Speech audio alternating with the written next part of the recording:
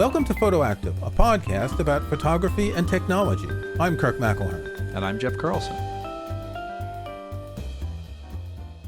Good morning, Jeff. How are you? I'm doing very well. How are you today? I'm okay. It's been a long time. It's been 2 whole weeks, hasn't it? It always is 2 weeks. It's almost like we have like a regular schedule or something. It's actually not always 2 weeks because every once in a while we do an episode earlier or later because of life schedules. This is true. So we've had a lot of really great guests, and I don't want to sound like I'm complaining at all because I'm really not. If you haven't listened to any recent episodes, we've had some great people on. But I also had someone say, hey, we haven't had just some Kirk and Jeff time. So I think it's time for some Kirk and Jeff time. What should we talk about? Let's talk about photos. This is a podcast about photography after all, right? Okay, that's a good place to start. No, but that was a pun. You see, I said, let's talk about photos. Ah, you're referring to Apple's wonderful nomenclature where everything is just a generic name for the name and it drives people crazy. And it makes it really hard to find things when you do Google searches as well. Oh, yes. So let's talk about the Photos app. I've heard of this thing. What should we do with it? Well, I think we should talk about how we use it. And we both use it in different ways. And I would say that my use is probably pretty non-standard. Regular listeners know that I don't do a lot of photo editing. I'm not into the Adobe industrial complex. And so the Apple Photos app for me is fine. It allows me to organize my photos, to have them on all my devices. I don't really care about the detailed, like, unsharp masking and sharpening and all these funny things you can do in Photoshop and Lightroom. So I'm quite satisfied with the, let's say, apparent simplicity of the Photos app. And also, one of the things that I've always been curious about, and we've talked about this a little bit before, is your method of ingesting photos. Because normally, I think a lot of people would connect a camera or put a card in and open the Photos app and bring it in and then do their work. And you have something different. You've got a whole nother system of putting things in different locations, and I can't actually remember the details, and that's why we're here today. My workflow kind of started when I had 50 gigabytes of iCloud storage. And I realized that I don't want to import every single photo that I've taken because 95% of them are crap and I'm going to delete them anyway. I'm not one of these people who shoots 100 photos and keeps them all just on the off chance that in 5 years' time, I'll go back and think that this one was 1% better than that one. Jeff is just smiling and raising his hand. I'm feeling seen here. Yes. It seems to me that too much clutter anywhere is a problem. If you had you can't see my desk now, but if you had seen my desk about a year and a half, 2 years ago, I was the guy who knew where everything was. You know that? Yep. And I decided to clean off almost everything from my desk. And it liberated me mentally because when I'm looking at my computer, and I'm looking at you right now, it's the stuff in the peripheral vision of the mess that removing that made life easier. So if I go into my photos library, I don't want to see 100 photos of the same thing on the same day with slightly different angles and slightly different exposure. So my workflow is pretty simple. I separate the selection process from the other steps. So I start with a camera. I push the little button a bunch of times. And then when I come home, I take that little card out and I stick it in the back of my iMac and I open Image Capture. Image Capture is the app on the Mac that you can use to download files from cards, from cameras. You can also use it to scan. I would venture that a lot of people still don't know about Image Capture, even though, if I'm remembering correctly, that used to be the very first way to get anything into macOS 10. I think it was. It's a very old app. It's very bare bones. In the current version in Big Sur, it doesn't automatically open anymore when you connect a card or a camera. It resets every time to a very small window. It resets the download folder location every time. It's really a mess. It does drive me crazy, yeah. Yeah. But it's a simple app. You see thumbnails of all your photos and you choose what to import. So what I do is I generally import everything into a folder, which is intelligently called Photo Import. It's on an external drive. It's not on my internal drive because it's like 50 gigabytes of stuff that I've left there over time. See, I don't delete all those photos, right? I keep some of them in case I want to go back, and I'll explain why later.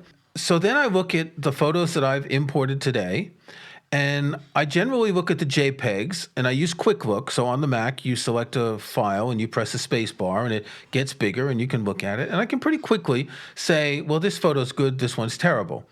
You've got one that's blurry, you've got one that's, your angle's slightly off, you got lens flare, whatever. You can delete those immediately. What I do is I delete both the JPEG and the RAW file. Now, the reason I'm going through this process is because I don't always want to get all those RAW files into the Photos app. They take up a lot of space in the cloud, and you're going to end up paying Apple more money and having more clogs in the cloud when you do that. So you're still importing all the contents of your card onto your external hard drive. You're not trying to do your selection in image capture, which still has really small thumbnails and such. Sometimes I will just select some of the photos, not all, but usually it's easier to just import them all. But sometimes I'll know that this one's messed up. Why bother to import it? Waste time and electricity copying it and, whatever. Yeah. So once I've got the photos that I think are okay, I'll look at them and I'll decide which I want to keep. Now, lately, regular listeners know, and you know, that I'm a black and white guy. I'm really in love with Fujifilm's Acros film simulation. So most of the time, I'm using the JPEGs that come out of my camera, and I've tweaked the Acros settings to get it the way I like, with extra highlights, extra shadow, dynamic range, etc. And if I see a photo and it looks good, I'll take it and then drag it into the Photos app. And I generally do this one photo at a time. So I can look at the photo in the Photos app, maybe do a couple of tweaks before I come back to the next one. I don't go like 20 photos and wait till later. My waiting room is that photo import folder. Okay. And that's where you're keeping the bulk of those photos for a while, right? So you still have that sort of I still have lots of clutter photos. spot. But it's not. They're not in my library, so I don't see them when I look at the Photos library. Gotcha. Okay? Now, sometimes if I've got a file that isn't quite right exposure-wise and I want to change it, what I do is I use the Fujifilm RAW converter. You connect your camera to your computer, you open this app, then I take the RAW file, I open it in the app, and so what this does is it goes through the camera using the camera's processor, and you can make adjustments: exposure, highlight, shadow, film simulation, etc. Sometimes I'll want to use the standard Acros film simulation. Sometimes I'll want to use the one with a filter. There are 3 filter versions, red, yellow, green, that simulate the use of a filter on the lens. Gotcha. So at that point, I generate a new JPEG, put it in the Photos library, and that's it. So this whole process, every time I take photos, is the sort of funnel is going into my Mac, and then you get a couple of things that drip out the bottom of the funnel that go into my Photos library. Now, I do shoot some color photos. Sometimes I want to shoot a color photo of something outside, but also I shoot color photos of products for articles. Because most articles want color photos. Right. And so the workflow is very similar. I rarely use RAW files because, again, I like the Fujifilm film simulations. Mm-hmm. I think they have character. So I'll generally do the same thing. And product photos, I don't know about you, but I got to shoot them 50 times to get what I want. Oh, yeah. I'll do like a dozen. I'll bring them in. I'll say, no, that wasn't right. I'll have to start over. And then maybe depth of field changes or lighting changes, another dozen. And it's like, can take an hour sometimes to get just exactly right. Yeah. Product photography is an underrated talent. We actually had a really good episode about product photography. We'll put a link in the show notes. Yep. So I'm still really curious about this little holding area that you have. So you're not bringing any RAWs into Photos. Sometimes, but not often. Okay.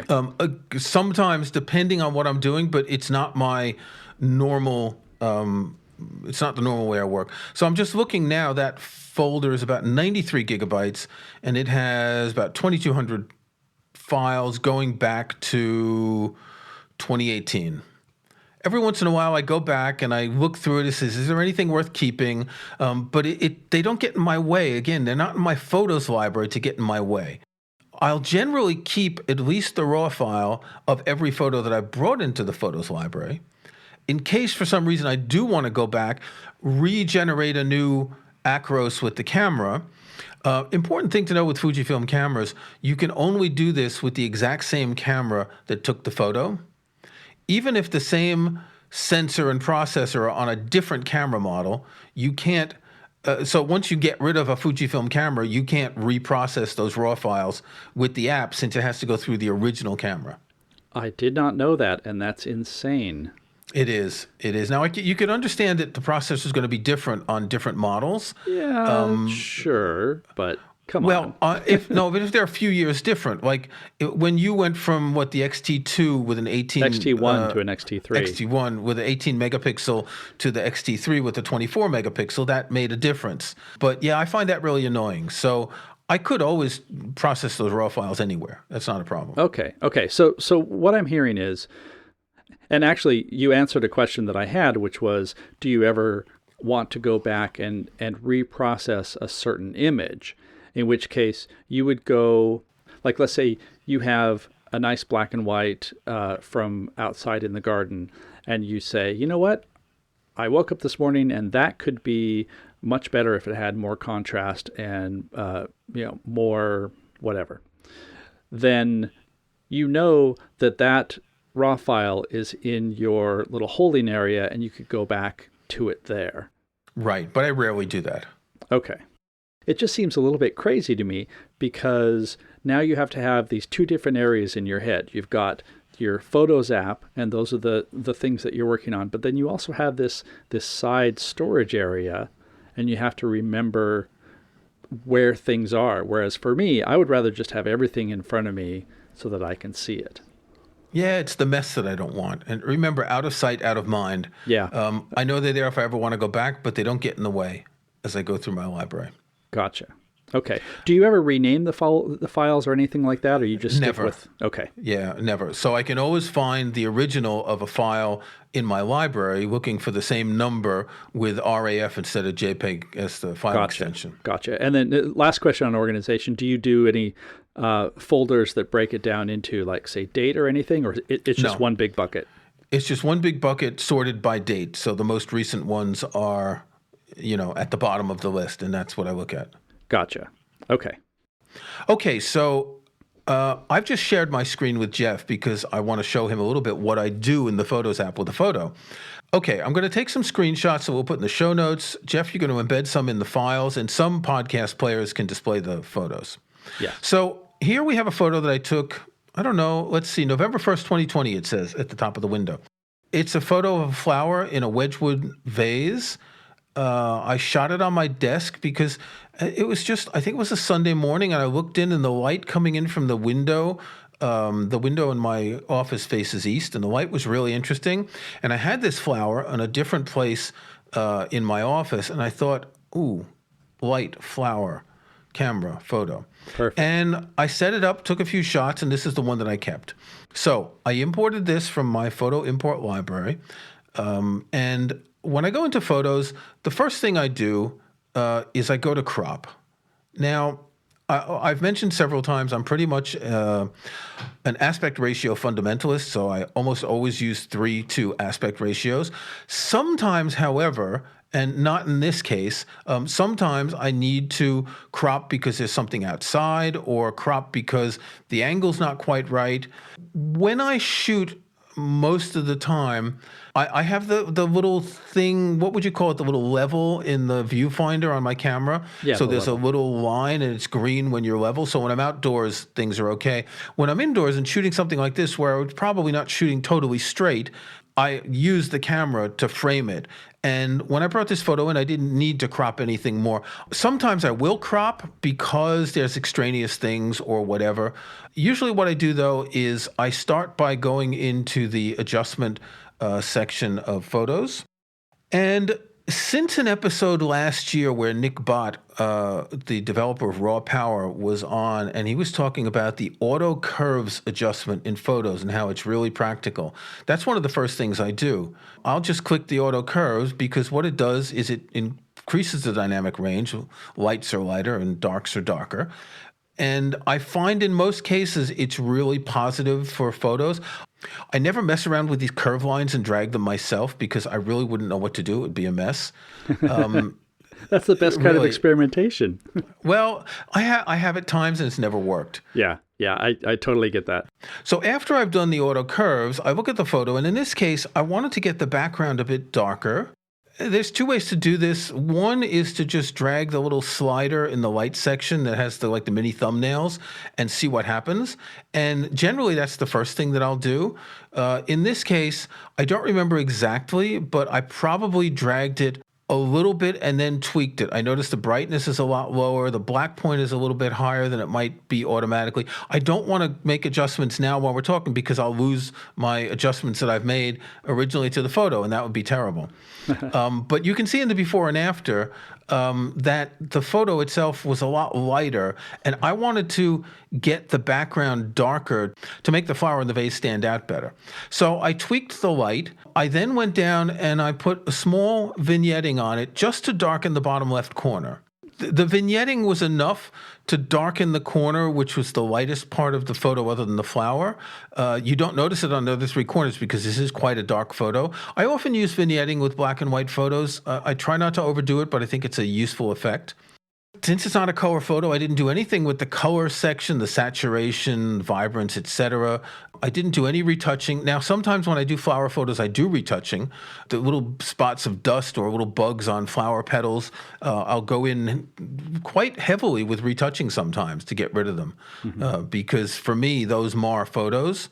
I don't change anything with levels. I don't do noise reduction or sharpening. I know most people with digital photos are crazy about sharpening photos. I never bother to do that because for me, I'm trying to get more of a film look. My acro setting has high grain because it's using the higher dynamic range. And with the higher dynamic range at higher ISO settings, you're going to get more grain. It's a very progressive grain in acros. It's not like just on or off.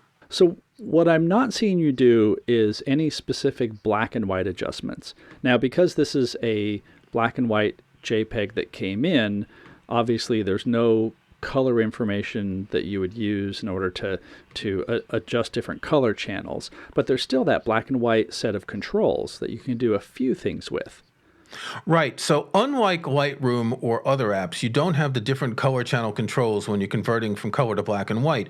All you have is a slider with the little thumbnails. And as you do it, you can do this with any color photo.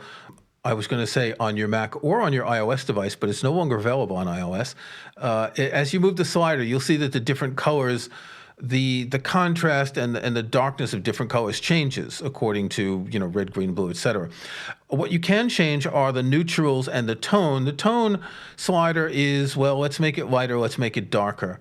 I generally don't need to do that because I generally like the acros look. I don't actually know what the neutral slider does because here, when I move it to the right, it makes the white of the flower much brighter. I would think that neutrals is midtones, but it's not. So I just leave these alone, and I don't use the grain slider because the photo already has grain because it's an acros photo. Right. I'm going to include a screenshot of the photo zoomed to 100% so you can see the grain, and you can see on the flower petals, etc., that it is very grainy. To zoom to 100% in the Apple Photos app, you just press the Z key. I think this is a really good example of trying to get it right in camera. And I know that we've talked about this before, and the ideal is to shoot in camera. But it's also really different from the way I shoot. I tend to think about how something can be edited later if I'm not, getting it exactly right in camera. For me, it's more like the film process of this is what I see, this is what I shoot. And yes, I'm going to tweak because if you look at the before and after, there is tweaking.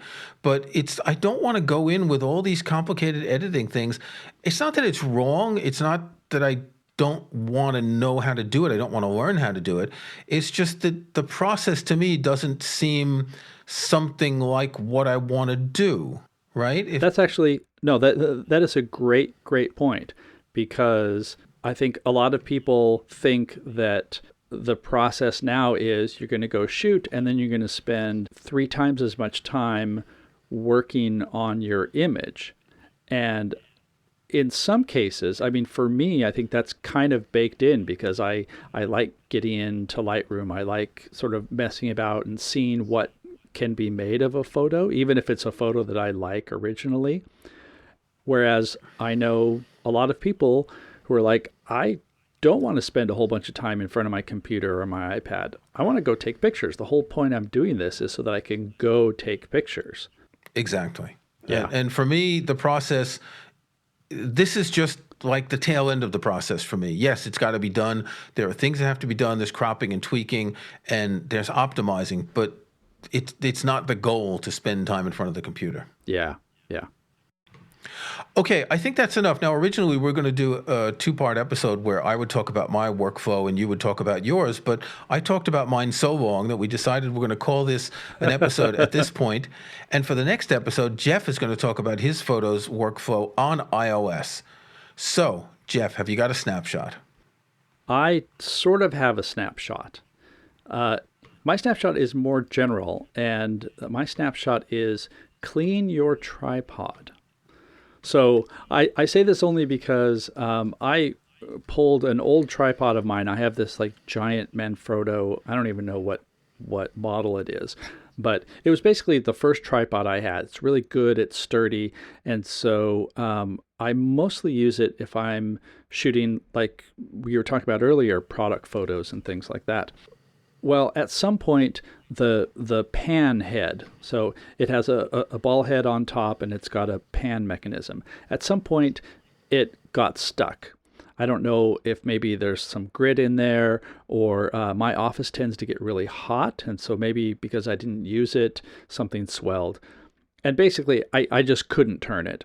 And fortunately, I have a very handy neighbor who has oil and some sort of spray lubricant that he used to basically wedge that and get it working again. It's called WD-40. Okay. It's magical. I know it's magical, and here's the thing.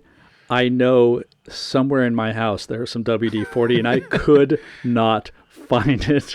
They probably make a lot of money because people can't find their WD-40 and go out and buy another. I'm sure. So basically, my advice for this snapshot is don't let it get to this point. Make sure you know how to clean your tripod. It's more important if you are, say, going to the beach and planting the legs into the wet sand, or standing in a stream, some of those types of things. But as I have learned, even just not using your tripod, having it in a potentially difficult environment for storage, that can also gum things up. So just make a point of cleaning your tripods, because it's so easy to pack them up, throw them aside, and then the next time you take them out, they're stuck, and maybe you're at an actual photo shoot. Kirk, what do you have this week? Well, I have an idea of something that I want to do when the world changes a little bit. There's some place I want to visit, and in a very specific way. I've talked in the past about Stonehenge, which is this fascinating place. It's about an hour and a half from where I live, and I visited Stonehenge 3 times. And when you go to Stonehenge, there's lots of people. And you've got these little low rope lines, like a foot or two off the ground, and you can't go by. And yes, if you have a good zoom lens, you can get some photos. But there is another way to visit Stonehenge. It's called the Stone Circle Experience. And when the weather gets warmer, I want to do this. You get to go to Stonehenge, a maximum of 30 people, and you get to walk amongst the stones. And they separate the group into 2. So 15 go in the stones and 15 walk around outside, and then they change. And with that few people, it would be a great occasion to take photos of Stonehenge really close, get really good angles of the stones. It's not cheap. It's 47 pounds per adult. But the normal visiting is something like 25 pounds anyway. It's a pretty expensive place to visit. So I would like to do this at some point when the weather gets warmer. If I know it's not going to be raining, if I know it's not going to be too windy, forget about that. It's always windy at Stonehenge. But if I know it's going to be good weather, and I would try to do it either as early or as late as possible in order to get either a sunset or a sunrise. It looks like the earliest arrival time you can choose is 6:45 a.m., which you have to arrive 15 minutes before, so that means you go in at 7. You'd want to choose a date where the sunrise corresponds to some time after that to try and get one of those great pictures of a sunrise over the stones. Or if you go at night, 6, 7, 8 o'clock, at that point, you might get a sundown. So again, you might want to correspond your timing to the sun. Yeah. Even if you're not targeting a sunrise or sunset, you still have that low slanted light in, sort of early morning and late afternoon that could also be you really get the nice. golden hour light, which would even get me to shoot in color for a change. Good heavens. Do it. So I don't know when I'm going to do it. I don't know how busy this gets. I don't know if this is new, because I know in the past they had special days occasionally for photographers when it would be around sunrise and sunset. And now it looks like this might be a recent thing. In any case, this is something I want to do. And if I do, I'll tell you all about it in a future episode. And bring pictures. I will bring pictures. Excellent.